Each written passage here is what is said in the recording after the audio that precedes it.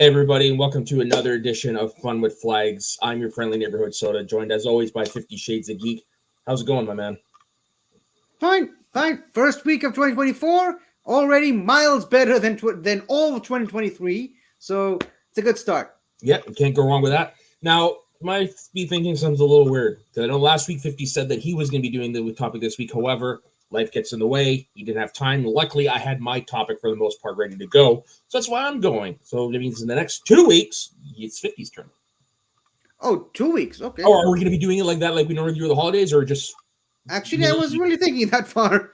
Okay. Well, anyways, we'll figure that part. But anyways, so we're going to talk about things that have been invented in Canada. Some of them are pretty obvious. Some of them are not. So we're just going to hop off it. So here's one that is not obvious. And you're going to be like, what? This was indeed invented in Canada. The Hawaiian pizza. So why is it called Hawaiian pizza? So it was invented by Sam Panopoulos, a Greek-born Canadian, in Chatham, Kent, Ontario in 1962. Inspired in part by his experience preparing Chinese dishes, which commonly mix sweet and savory flavors, Panopoulos experimented with adding pineapple, ham, bacon, and other toppings. These additions were not initially very popular. The addition of pineapple to the traditional mix of tomato sauce and cheese, along with either ham or bacon, later became popular locally and eventually became a staple offering of pizzerias on a global scale. The name of this creation was not directly inspired by the U.S. state of Hawaii at all. Panopoulos chose the name Hawaiian after the brand of canned pineapple they were using at the time. Okay. All right. This next one is also food. Wait, we're not going to stick around and talk about it for a bit? We can. We don't normally. I mean, that's how I like to run this show. Well, the reason I chose this first is because I know we're part of the old schmoes community, and you do know how controversial Hawaiian pizza is. Oh, yes. Now, have you ever had it?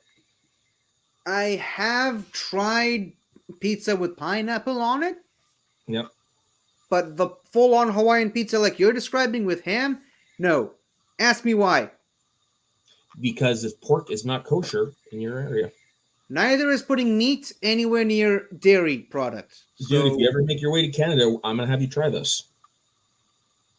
Can I try that without the pineapple? I mean, I have tried pizza with meat on it, and it's delightful. But okay, well, trust me, there's a lot of pizzas we'll try, but just keep in mind, if there's no pineapple on it, it's not Hawaiian pizza. All right. I'm fine with that. I'm just happy with, pizza with meat on it finally, without having to go underground. Dude, oh man, if this ever happens, you're gonna gain some weight. Oh yes, I cannot wait for that. All right, so ready for the next one? Sure. Okay, so this next one, so the original version of it was actually invented, I'm pretty sure, on your side of the world, but the version that most people know was actually invented in Halifax, Canada, and that is the donair.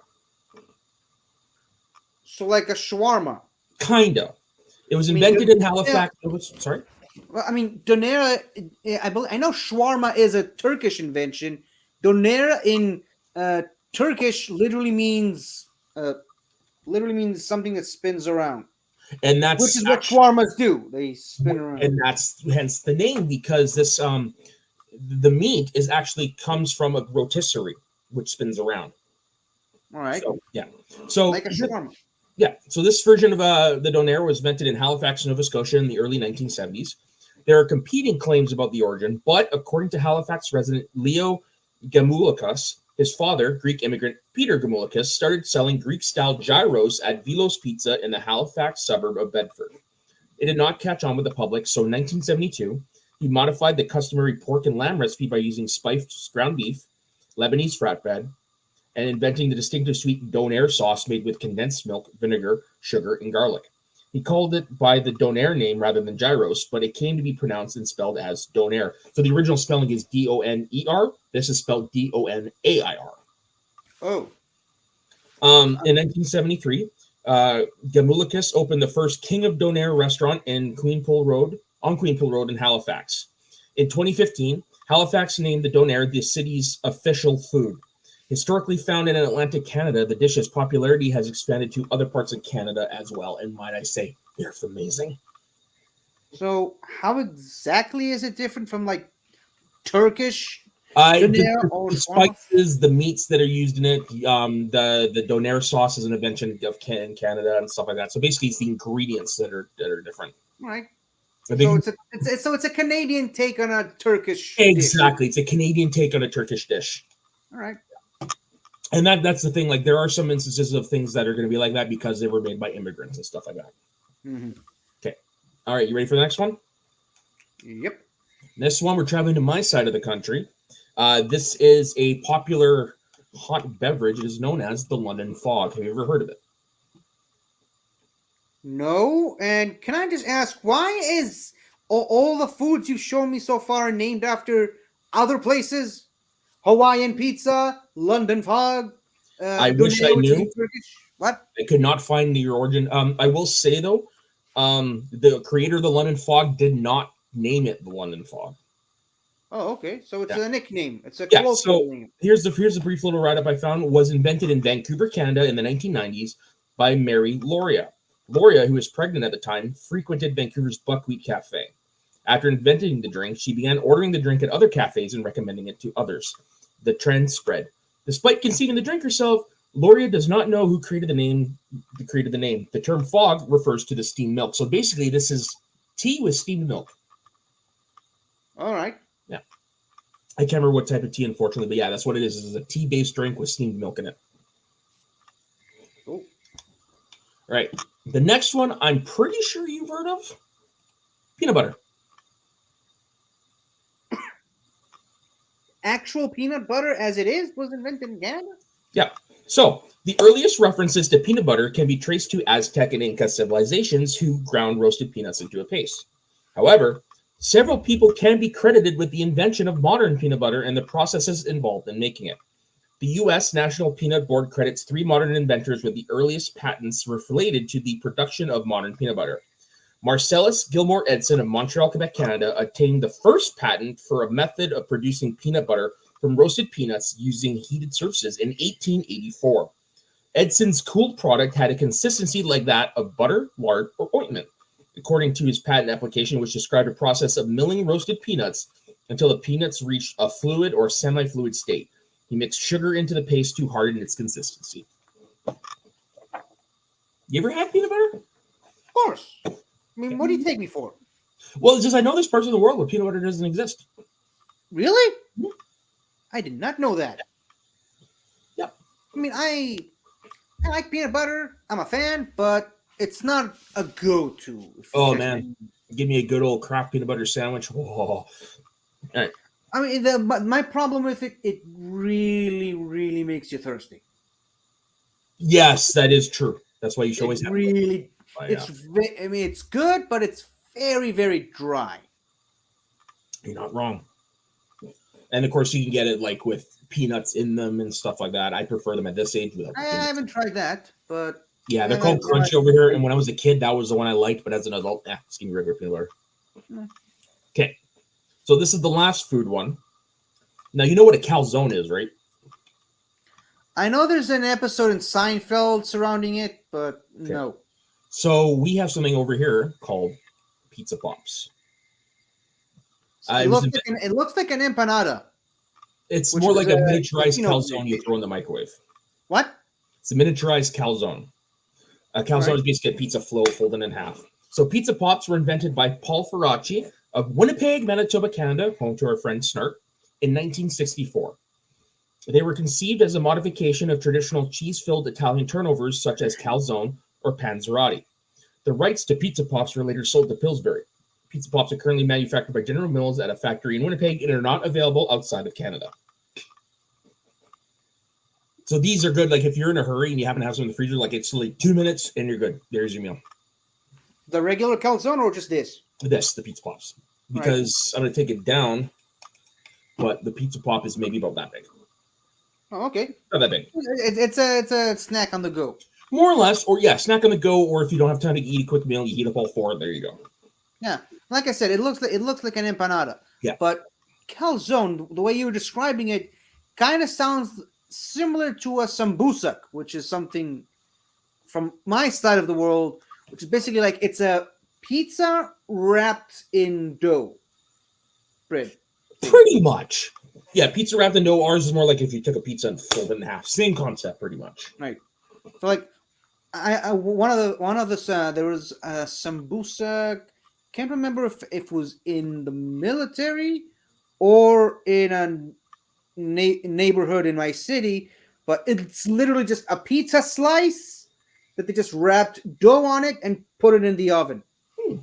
It's I think it was from the bakery in the neighborhood, but pretty good, very very good. Highly recommend. Sounds good. I'm always up for trying new types of food. Which, coincidentally, we're at the end of the food portion. Hey, Now we're more into like everyday inventions, things that are being used by us every day, or things that are being used by other industries. So the first one is one I actually did not know the process was invented in Canada, and that is the modern process of film colorization. as It was in Technicolor. well restored no to like what they do with Doctor Who, where they take black and white episodes. Oh, when you take original black and white Yes. stuff and paint, yeah, gotcha. So it was invented by Wilson Markle, who is a Canadian engineer who invented the film colorization process in 1970. His first company, Image Transform, colorized pictures from the Apollo space program to make a full-color television presentation for NASA. That was the very first instance of modern film colorization. Yeah, and for those of you who don't know, everything is all the space pictures you're seeing. That's not the original coloring. That's just an estimate. Just for the people in the audience who didn't know that. And speaking of things I had no idea was invented in Canada, be prepared for this one. IMAX. IMAX? Wow. Yep. Graham Ferguson, Roman Crotter, Robert Kerr, and William C. Shaw were the co-founders of what would be named the IMAX Corporation, founded in September of 1967 as Multi-Screen Corporation Limited. And they developed the first IMAX cinema projection standards in the late 1960s and early 1970s in Canada. So because of these four guys helped revolutionize filmmaking. Great for that, for us, right? Totally. And there's a few instances of that, for sure. What does IMAX stand for? I never actually wondered that. I didn't actually say on the, hold on. What does IMAX mean? Yeah, I didn't actually say on Wikipedia. I think name origins is also as important as knowing the background of stuff. Yeah. What does IMAX mean? Yeah, I'm not seeing anything. Guess we'll never know. Yeah. It's just like KISS. Just it is what it is. All right. Next up is another important program. This one goes into the world of computers. Have you ever heard of the Java programming knowledge? And I can't believe I just used this type of picture. Oops. Yeah, well, I have heard of it, but I have no idea what it is, what it does, what you use it for. So, invented by James Gosling, Mike Sheridan, and Patrick Dunn, they initiated the Java language project in June 1991. Java was originally designed for interactive television, but it was too advanced for the cable television industry at the time. Basically, Java lets us run things like videos and all that stuff. Basically, anything for embedded. Anything you embed, you will occasionally use Java. Without even knowing it sometimes. Yeah, without even knowing it, yeah. The next one. Java the Hutt. Yeah. The language was initially called... Play the clip. Stupid mouse. There we go.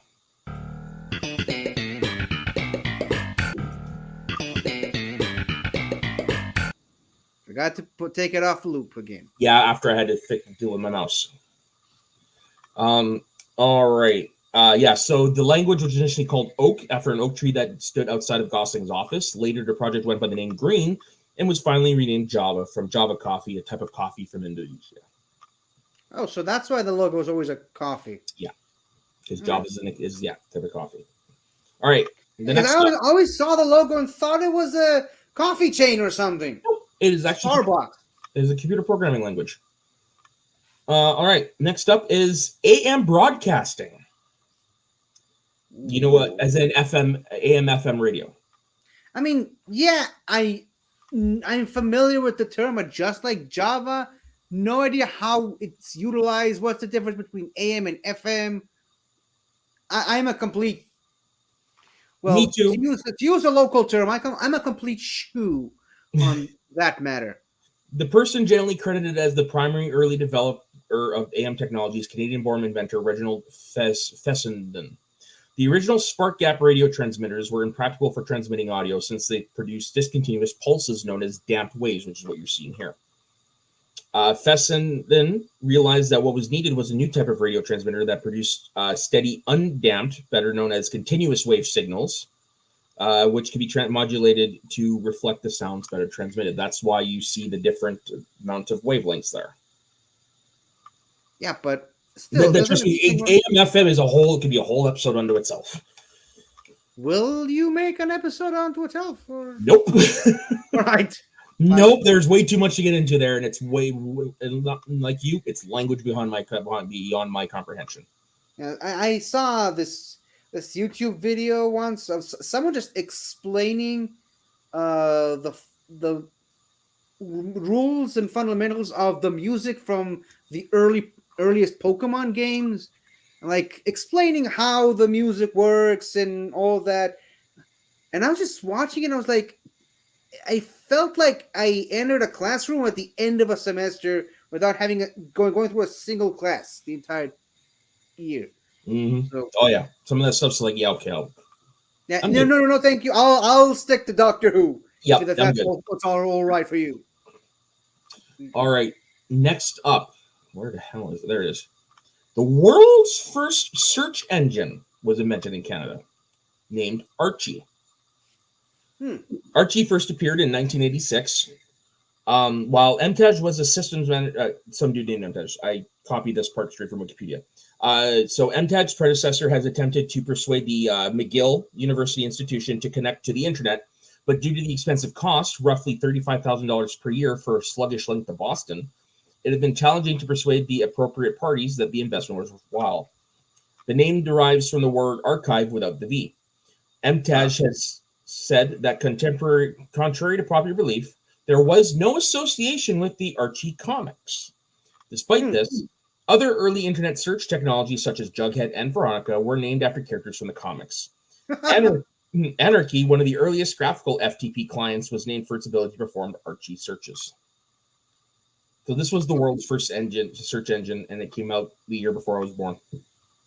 Before we had Google, we had Archie. Yeah, everything's Archie. Now this one, I'm more likely think you have heard of, but the BlackBerry cell phone. I'm familiar with the BlackBerry. I did not know that it was a Canadian invention. Yep. Founded in Waterloo, Ontario. The first BlackBerry device, the 850, was introduced in 1999 as a two-way pager in Munich, Germany. BlackBerry was a solution devised by RIM for delivering email over several different wireless networks. The name BlackBerry was coined by the marketing company Lexicon Branding. The name was chosen out of about 40 potential names because of the resemblance to the keyboard's buttons to that of the droplets that compose the BlackBerry fruit, and the instant pronunciation which reflected the speed of this push mail system. Now, BlackBerries were very popular in the early days of cell phones. Now you would be hard-pressed to find somebody who uses them. So didn't you say it was invented in Germany? No. It was invented in Canada, but the first use of the BlackBerry was in Germany. Oh, okay. Yeah. I had a BlackBerry in high school. Did you ever use a BlackBerry? Yeah, one of my first cell phones was a BlackBerry, and I wasn't fond of it because I had that rollerball, and it was annoying. Yeah, well, I actually liked the BlackBerry, but that's just me. Here's the reason why I found that annoying is because I always had it in my pocket, but because I worked in a very dirty place, a lumberyard, I would every 2-3 days I had to take the ball out and clean it. That was annoying. Understandable. I was in high school, so I didn't have that problem. Yeah, no, I was a working adult by that point. Now, this next one was technically not invented in Canada, but the conception of it started in Canada. And it is a very, very well-known device, the telephone. So Alexander Graham Bell was in Canada when he invented it? So Alexander Graham Bell was born in Scotland, but he immigrated to Canada. And on his family farm is where a lot of his ideas came from. However, the shop where he physically invented it is in Boston. But the ideas that led to it was from Canada, Brantford, Ontario, home of Wayne Gretzky, And they have a museum dedicated to Alexander Graham Bell there. And if I'm not mistaken, they actually have the original prototype. So the birth of the invention is Canadian. Yeah. So do they also have the recording of Watson, come here, I need you? That I don't know. That didn't happen in Canada. That happened in the States. But I don't know if they do or not. Yeah. All right. Next up, so these next two things were actually invented by the same guy. And I just realized one of them I copied and pasted the BlackBerry description, so I can't use it. But you know what they are. The first one, the walkie-talkie. And the second one, the pager. Both invented by Alfred J. Gross, a radio engineer from Canada who worked on the early technology behind the walkie-talkie between 1938 and 1941, and is sometimes credited with inventing it. And then years later, he invented the pager. Cool. Yeah. Now, we've been skating around with the whole idea of the telephone, the BlackBerry, walkie-talkie, pager, but the actual cell phone right here. Oh, and I hope that's something we're going to discuss when it's your turn. Oh, yep. Okay, this next one is like, yeah, no shit. The snowblower. Yeah, something I have no idea what it is because I've only ever seen snow once or twice in my life. Robert Carr Harris of Maple Green, New Brunswick, patented a railway screw snow excavator in 1870. In 1923, Robert E. Cole patented a snowplow that operated by using cutters and a fan to blow snow from a surface. Various other innovations also occurred. However, it was Arthur Sicard who is generally credited as the inventor of the first practical snowblower, like you see here. In 1925, Sicard completed his first prototype based on a concept he described in 1894.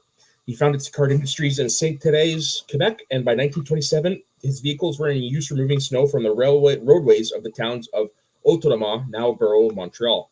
His company is now a division of SMI Snowblast of Waterton, New York. Nice. Interesting. Okay. And the next one is cruel, and from what I understand, these types are no longer used anymore, but the bear trap. Okay, so this I do know. Yeah. But before you start, I already know why it's called a bear trap. But go ahead. Traps of this kind were commonly used for black bear trapping and were set with clamps.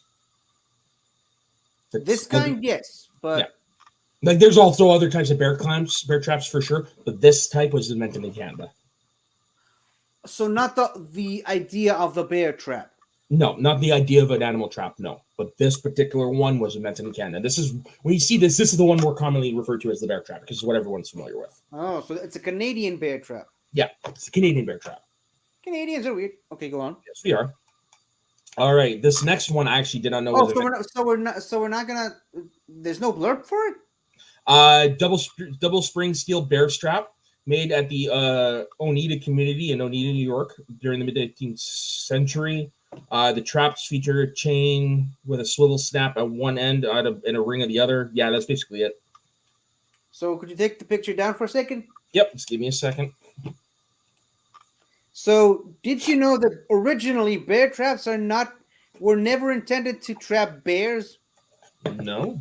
They were intended for humans to stay away from someone's property. That doesn't surprise me. Now, where did they get the name bear trap? Because it was invented by a British hunter named Bear? Frank Conybeare. Oh. So they originally called it Conybeare trap before they realized it was too long, so they just shortened it to bear trap. I like that. That's pretty cool. Yeah, but it was never intended to catch bears, to trap bears. I like that. Even I learned something new. All right. Yeah, well, Pokemon, you know.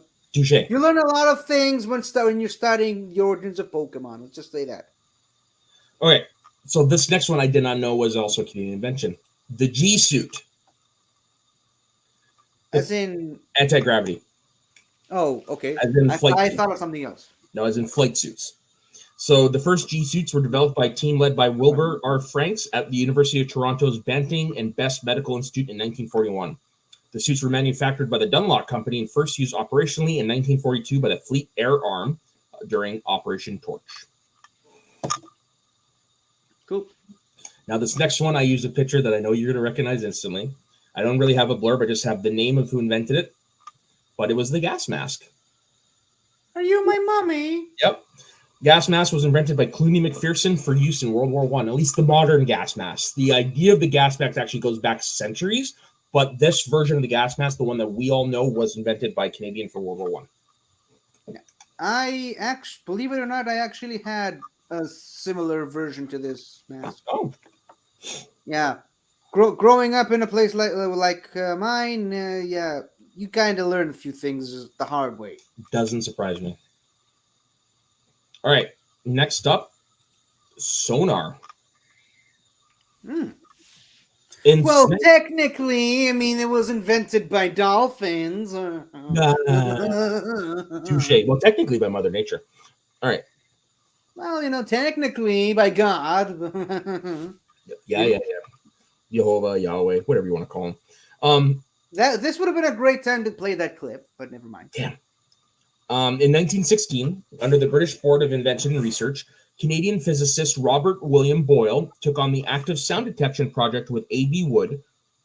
I wonder if that's the guy whose Woodhole's Oceanographic Institute's named after. But anyways, producing a prototype for testing in mid-1917. This work for the anti-submarine division of the British Naval Staff was undertaken in utmost secrecy and used quartz piezoelectric crystals to produce the world's first practical underwater active sound detection apparatus. To maintain secrecy, no mention of sound experimentation or quartz was made. The word used to describe the early work, supersonics, was changed to ASDX, whatever that is, and the quartz material to ASDIV. ASD for Anti-Submarine Division, hence the acronym ASDIC. Sure, whatever you say. In 1939, in response to a question from the Oxford English Dictionary, the Admiralty made up the story that it stood for Allied Submarine Detection Investigation Committee. And this is still widely believed, though no committee bearing this name has been found in the Admiralty archives. So it was a top secret government project. Cool. So, Sonic got a mention in this episode. Yes, he did. All right. Now, this next one, when you think about it, it's a Native American thing, so it makes sense. But this is the one I had to download that clip for. So it is the tomahawk. The Algonquin people, which is a native tribe in Western Canada, in the United States, created the tomahawk. Before Europeans came to the continent, Native Americans would use stones sharpened by a process of knapping and pecking attached to wooden handles secured with straps of rawhide. The tomahawk quickly spread from the Algonquin culture to the tribes of the South and the Great Plains. Now, there is a famous instance of something that happened on the Johnny Carson show way back when that I had to download because it is fucking hilarious. So the premise of it is he had on a guest who was noticed for fame for playing a Native American on TV. Forgive me, I don't remember the show. The guy's name is Ed Ames. And so he was brought on to demonstrate how to use a tomahawk. And I'm just going to let the clip play. What is the trick on it? It's underhanded? No. Overhanded. It's an overhand throw. The trick is to keep your arm extended, and that way you break the microphone. You keep your arm extended and put only one revolution on the once around on the way, but that's indefinite. All right.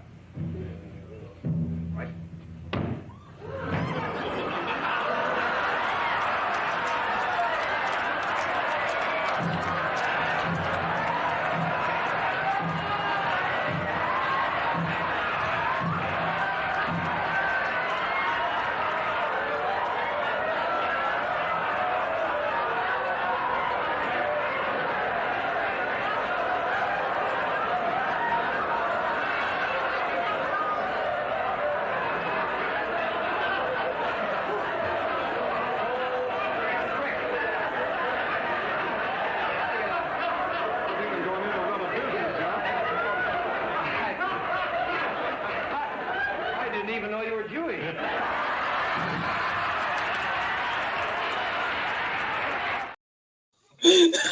I knew that would break you. That was one of the earliest, longest extended laugh breaks in TV history. Because That was unexpected. Well deserved. Glad I didn't have to go up against that guy. Didn't even know you were Jewish. Okay. Next up, I believe, is another invention. Forgive me for my ignorance, but I'm pretty sure this might be over on your side of the world. If not, I apologize. The alkaline battery. Wow, really? Yeah. Batteries. I have to deal with alkaline batteries every week or so on my part of my job. No, totally fair. Like I said, there are just some things that I don't mean to sound ignorant, but I generally don't know. So batteries with alkaline rather than acid electrolyte were first developed by Valdemar Jungner in 1899, and working independently, Thomas Edison in 1901. The modern alkaline dry battery, as you see here, using the zinc/manganese dioxide chemistry, was invented by the Canadian engineer Louis Urey in the 1950s in Canada before he started work for Union Carbide's Ever-Ready battery division in Cleveland, Ohio, building on earlier work by Edison. Okay, now this next one blew my fucking mind this morning. Lay it on me. The egg carton. Of all the things. In 1911, newspaper editor Joseph Coyle of Smithers, British Columbia, invented the egg carton to solve a dispute between a local farmer, Gabriel Lacroix, and hotel owner in Aldemare, near present-day Telqua, in BC, over the farmer's eggs often being delivered broken. Now, you know why this blew my fucking mind this morning? Yes, but before that, is it the Smithers is a 2-hour drive from where I am currently sitting. Wow. I had no idea. That close. That close. Something that everyone uses and takes for granted was invented right there. So the argument they were trying to settle is about the age-old argument of can an egg break from the top or from the sides or whatever it's called? I don't know if it's what it is, but back then it was generally in baskets, and of course there was no concrete roads or whatever, so the travel was bumpy, so eggs were more perceptible to break. However, of course they're gonna break. They're right. eggs. However, so in order to fix that, they invented the egg carton like you see here. Now, however, the modern egg carton, while that's still used as more of a foldable one, that was invented later by someone else. Yeah, well. But yeah, needless to say, I told all my friends that, hey, did you know the egg carton was like invented right there? Yeah, I had no idea. I thought it was pretty cool. All right, now this next one is another one that people all over the world take for granted, and again, had no idea was Canadian. The garbage bag. Huh. Garbage bags were invented by Canadians Harry Wassilick, Larry Henson, and Frank Plump in 1950. In a special on CBC television, green garbage bags, first bin bags in Canada, ranked 36th among the top 50 Canadian inventions. Nice. Civil. This next one really doesn't need a blurb. The igloo. Oh, yeah, I mean, yeah. It's a form of housing invented centuries ago by the natives up in the Arctic Circle, and as well as used by people in Greenland too. It is a form of housing. Very cold, but yeah. Is it effective though? It must have if they kept using it for a long time. I suppose. It's the wind out and all that stuff. So while it may be cold, at least you're not getting hit by all the breezes. Yeah. All right, this next one, again, another one I had no idea was invented in Canada. Kerosene. Canadian geologist Abraham Pignon Gesner claimed that in 1846, he had given a public demonstration in Charlottetown, PEI, Prince Edward Island, for a new process he had discovered.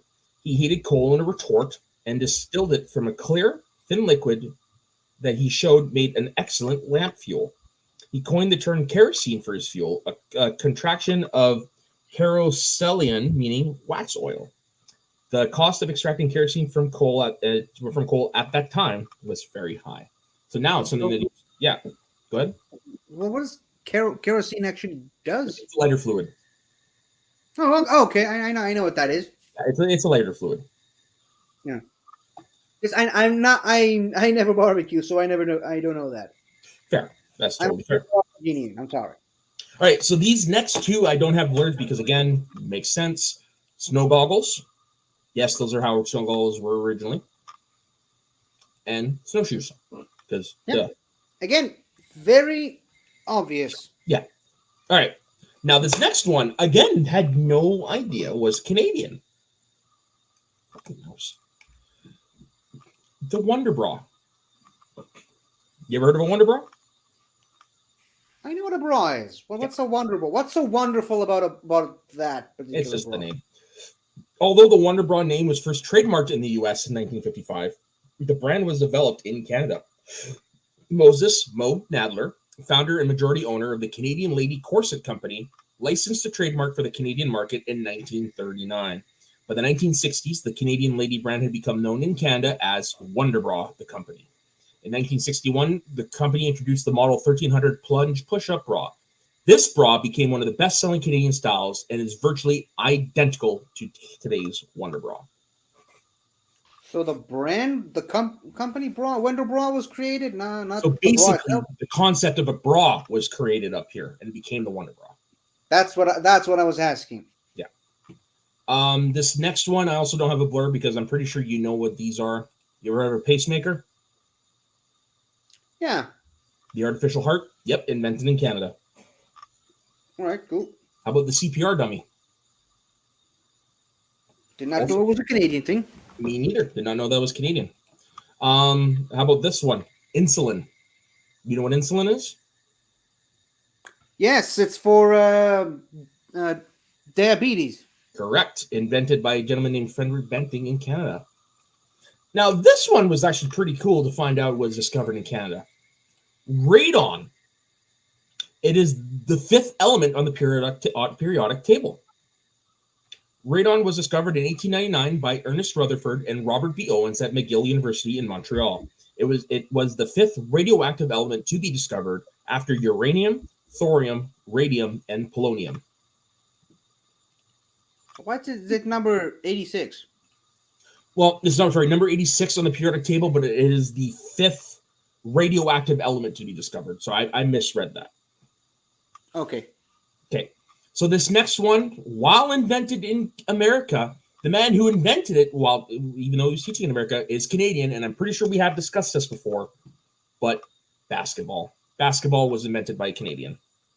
Yeah, was it a teacher who tried to teach his class by playing a game, throwing a paper ball into a garbage basket or something like that? I think I might have heard of it. Correct, yes. Incorrect, yes, you do remember. Invented by James Naismith. Now, this next one is another no-duh, and you're probably thinking, why wasn't this invented sooner? But the goalie hockey mask. The modern goalie mask was invented in Canada by this gentleman here, Jacques Plante. He used to wear it in practice only. It was illegal to wear it on the game. However, he took a slap shot to the face that rearranged his nose, as you can see here. Mm-hmm. And back then, teams only carried one goalie instead of a backup. And so he said, I will go back in the game and play, but I will not do it without my mask. Henceforth, after that, hockey mask became legal. Yeah, so I think we talked about it in one of your hockey episodes that it took a while before they invented the mask. Right? Even though there were prototypes of masks before that, there's a famous one worn by Clint Benedict in the 1920s. It looks like a baseball glove on his face, but yeah, the concept of the goalie mask had been around longer, but the modern version, the fiberglass one, was invented in the 50s. All right, now this one is another one I had no idea was Canadian. The concept of instant replay. During a 1955 Hockey Night in Canada broadcast on CBC television, producer George Retzlaff used a wet film, or kinetoscope replay, which aired several minutes later. Videotape was introduced in 1956 with the Ampex quadruplex system. However, it was incapable of displaying slow motion, instant replay, or freeze frames, and it was difficult to rewind and set index points. The end of the March 24th, 1962 boxing match between Benny Parrott and Emil Griffith was reviewed a few minutes after the bell ended, in slow motion, by Griffith and commentator Don Dunphy. In hindsight, it has been cited as the first known use of slow motion replay in television history. Cool. And now we are coming up to the home stretch. This is another one you're like, yeah, this is a no-brainer. Wouldn't know it was invented in Canada, but it is a fucking no-brainer. It is the cup you put in your jock strap. That was invented by a Canadian. So not only are we nice, we're smart. The what? In the what now? So so a jock strap is a protective device you put over your mommy daddy There. button for use in sports. So you use it in hockey, you use it in football, all that stuff. I guess at one point you would wear those without the cup. Now the cup is designed to protect it. So like I said, Canadians are not only nice, we're smart. Yeah, so the cup itself was invented, not the jockstrap. Correct. The cup. Yeah. Next up, now this one everyone all over the world knows. However, it is technically American. However, one of the fathers was born in Toronto. Superman. I did know that. Yeah. And this is Oh, what I and wrote. Jewish, by the way. They're both Jewish, yes. This is what I wrote. Joe Shuster was born in Canada. Suck it, America. Well, I mean, it's a Canadian and American effort. I know. As long as they're both Jewish, that's all that matters. The first time I heard about this, so there are these things, they don't make them much anymore, but they were called Canadian Heritage Minutes. And so they were about important moments in Canadian history. And one of them was a guy, it was a teenage boy, maybe early 20s, just talking to a girl named Lois, saying he's going to go to the States and do his work. And he says, and I got this great invention. And he pulls out the picture of Superman. And that's how the first time I learned Superman was part Canadian. Yep. And by the way, you know what else? You know who else was Jewish? Bob King. Stanley. And Bob King. Bob Kane, but was Bill Finger also Jewish or not? I don't know, but give me a second. I will say that most of those early guys were Jewish. Yeah, so basically, the Jews invented comics. More or less. Suck it, people. Yeah, Bob Kane, I know was Jewish. What was his birth? No, his birth name was Robert Kane, but yeah, he was Jewish. And Bill Finger wouldn't surprise me. Bill Finger.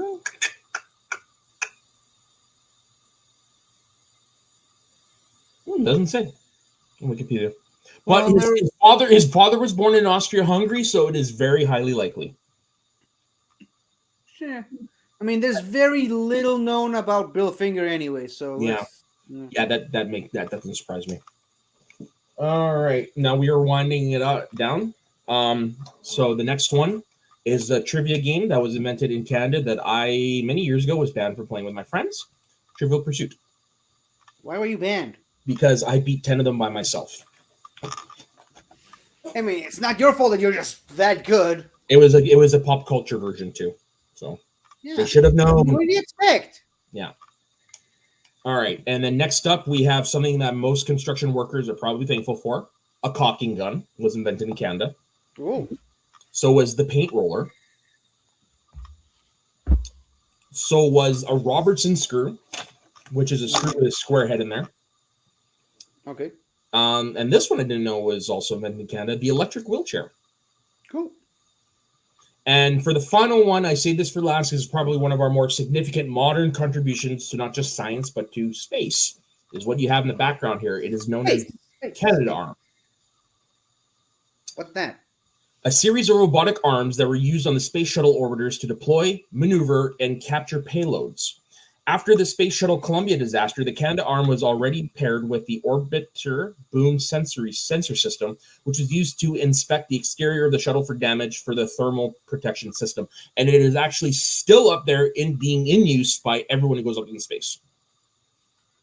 Yeah. Good for you. Yeah, and we actually have discussed this once before because it's on our, I believe, $5 bill.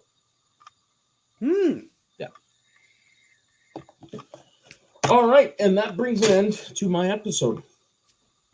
I definitely learned a lot today about what was invented in Canada. I had no idea, and I'm pretty sure you did as well. Me too.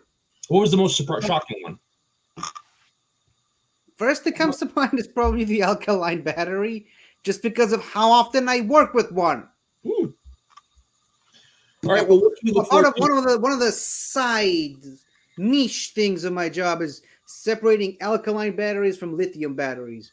Oh, that sounds monotonous. Oh, it's no problem. All right. Just put on some music and it can be done in a few minutes. So that's where you listen to most of your Doctor Who Big Finish books, huh? Very smart. All right, 50. Since technically this was your turn, supposed to be your turn this week, I'm assuming it's going to be the same topic for next week. Yeah, just the other side. All right. Well, on that end, where can everyone find you?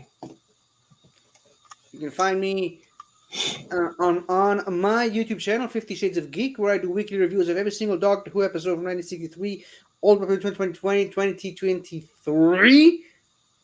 And I'm suddenly remembering that I forgot to upload today's video, so I'll do that right after the show. But if you want to hear me talk even more Doctor Who, I do a weekly Doctor Who show called The Greatest Show in the Galaxy, where this guy is a frequent guest on it, among other people. And I'm also every Thursday on this show as well. And as for me, you can find me on my personal Instagram and Twitter at soda_the_saxman. And you can find me on this channel doing my usual shenanigans with 50. And as usual, because 50 didn't bring it up, I will this time. Don't forget to follow these guys over the Multiverse of Geekdom, Galaxy Geeks, Multiverse of Geekdom, sorry, the Benverse. You got Multiverse of Geekdom, Movie Lovers Unite, who actually just want to give a special shout out to John, our friend. He just lost his father a couple days ago, so my condolences up to John. Midnight Cinema, 8-Town Reviews, us, of course, 50s channels, So Diggin' Wrestling, which is on a hiatus. Don't know when or if we're coming back, but who knows. And, of course, our friend Taco's channel, something to talk about. So on behalf of myself and 50, thank you very much for watching. Don't forget to like and subscribe, and we will see you next time. Because, as always, we are doing it for this schlemiel, for this guy who we missed every day. It's been 1 year since we lost him. So, folks, don't forget to let your geek flag fly, and we will see you next time on Fun with Flags. So long.